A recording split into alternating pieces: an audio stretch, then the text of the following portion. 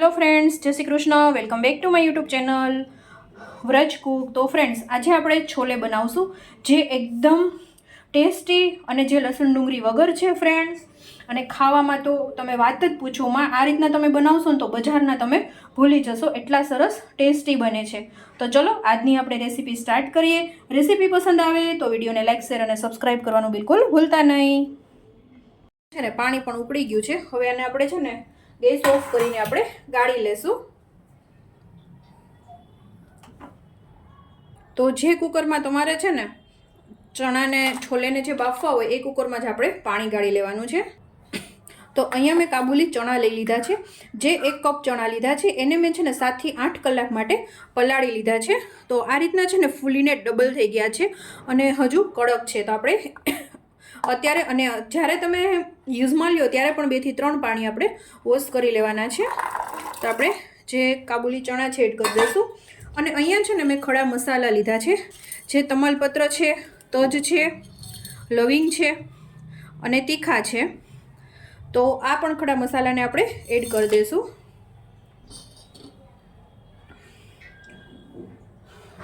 અને થોડું આપણે નિમક એડ કરી દઈશું.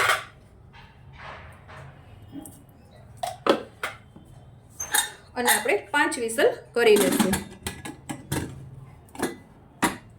તો આપણે છોલેને છે બાફવા માટે મૂકી દઈએ.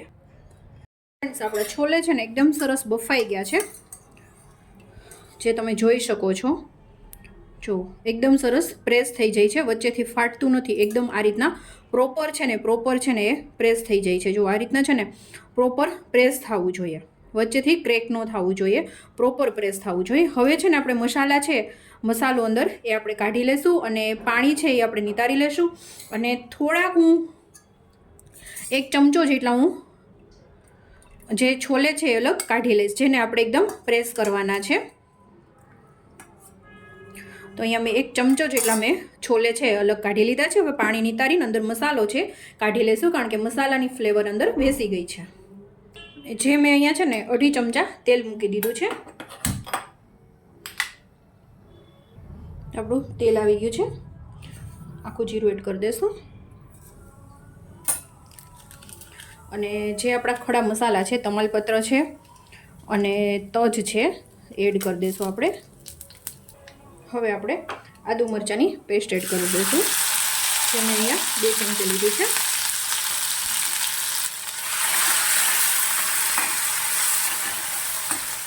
અને આપણે 1 મિનિટ માટે સાતળી લઈશું. પછી જે આપણે પ્રેસ કરેલા જે છોલે હતા એ લઈ લઈશું.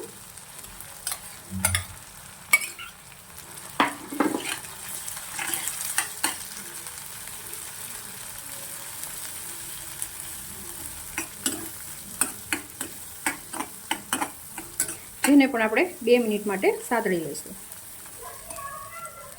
અને અહીંયા મેં 3 ટમેટાની પ્યુરી બનાવેલી છે એ આપણે એડ કરી દઈશું.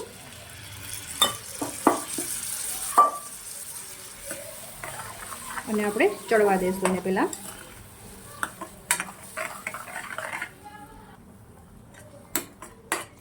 હવે આપણે નિમક એડ કરી દઈશું. જે છોલે બાફવામાં પણ એડ કરેલું છે, તો આમાં આપણે ગ્રેવીના ભાગનું એડ કરવાનું છે, તે પ્રમાણે આપણે નિમક એડ કરી દઈશું.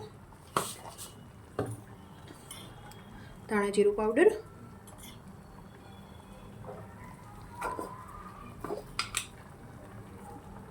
ગરમ મસાલો અને લાલ કાશ્મીરી મરચું.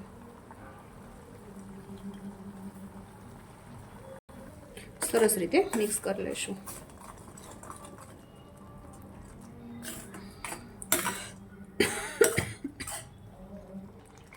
તો જુઓ ફ્રેન્ડ્સ, આપણી ગ્રેવી છે ને એકદમ સરસ ઘટ થઈ ગઈ છે. હવે આપણે એમાં છોલે એડ કરી દઈશું.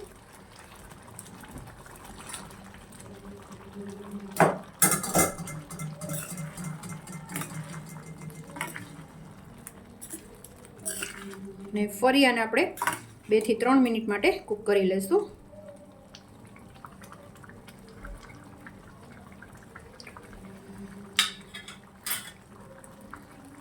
તો ફ્રેન્ડ્સ, આ સ્ટેજ ઉપર તમે છોલે મસાલો પણ એડ કરી શકો છો, પણ અત્યારે એટલું સરસ ટેસ્ટી બન્યું છે કે છોલે મસાલાની મારે જરૂરિયાત નથી.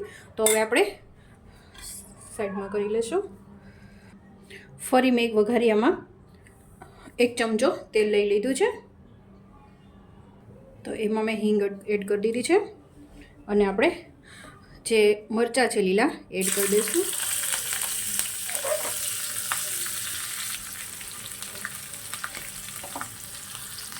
અને આપણે ઉપરથી વઘાર છે એ કરી દઈશું.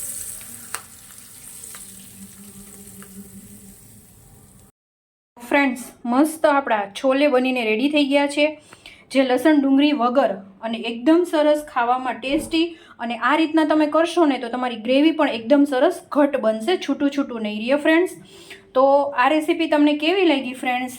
રેસીપી સારી લાગી હોય તો વિડીયોને લાઇક, શેર અને સબસ્ક્રાઈબ કરવાનું ભૂલતા નહીં. અને તમે પણ ઘરે જરૂરથી આ રીતના તમે છોલે બનાવજો, છોલે ભટુરે અથવા તો છોલે કુલચે. તો મળતા રહેશું ફ્રેન્ડ્સ નવા વિડીયો સાથે, નવા કુકિંગ સાથે. ત્યાં સુધી જય શ્રી કૃષ્ણ, બાય બાય.